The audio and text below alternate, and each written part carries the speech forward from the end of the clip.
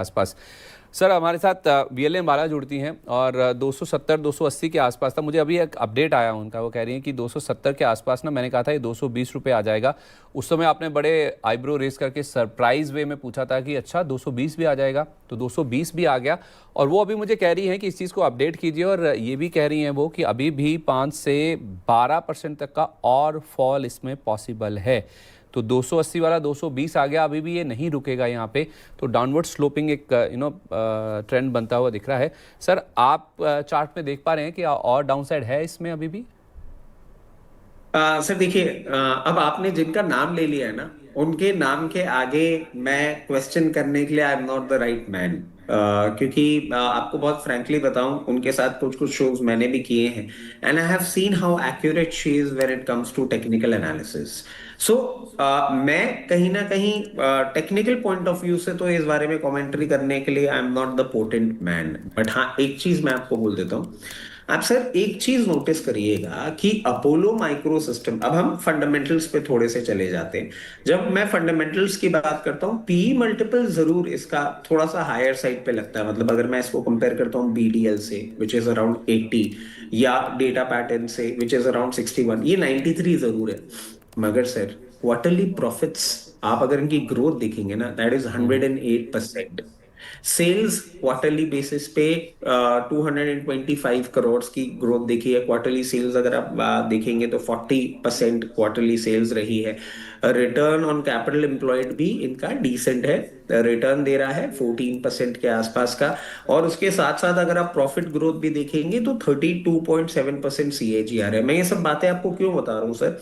The company is good, the company is growing.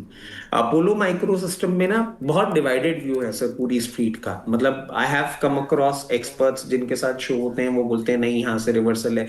Ambala ma'am बोल रही है downside. I I don't deny it, बिल्कुल downside आ सकता है।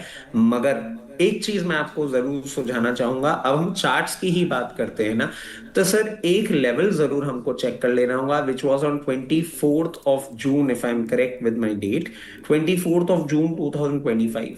This is the point, this is the point जहां पे इसने एक बार अपना नियर टर्म टॉप छुआ था।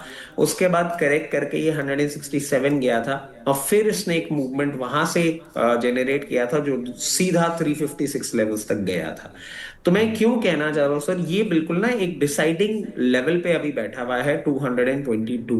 If it breaches below this and closes below this, I will completely go with what Ambala ma'am is saying, and I would also say 160 rupees तक का ये डाउनसाइड आपको दे सकता है। मगर अगर ये यहाँ पे मेंटेन कर गया और यहाँ से रिवर्सल दिखाता है, तो हो सकता है आपको अभी जो रीसेंट हाइस थे जहां से मैम ने एक सेल कॉल दिया था, उन लेवल्स पे जा सकता है। मतलब मैं सिर्फ टेक्निकल ग्राउंड्स पे आपको बात बता रहा हूँ, जो दो पॉसिबिलिटी है। If you ask me personally, I am good with the company, मुझे कंपनी अच्छी लगती है।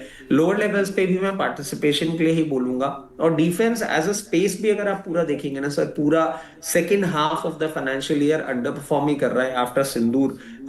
कोई एक अपसाइड नहीं देखने को मिल रहा है, बजाय इसके कि जो ऑर्डर बुक्स भी हो रहे हैं और गवर्नमेंट का भी की एक एरिया ऑफ इंटरेस्ट में है, अंडर परफॉर्मेंस है। बट मैं ये चीज कहूंगा, जिन्होंने इसको लॉन्ग टू मीडियम टर्म के लिए ले रखा है, अपनी पोजीशन बनाए रखे।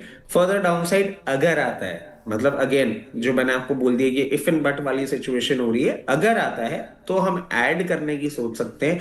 बट 5 से 10% के डाउनसाइड के लिए यहाँ पे पोजीशन लॉस बुक करके निकलना, मैं बहुत ज्यादा कंफर्ट तो नहीं समझ रहा इसमें।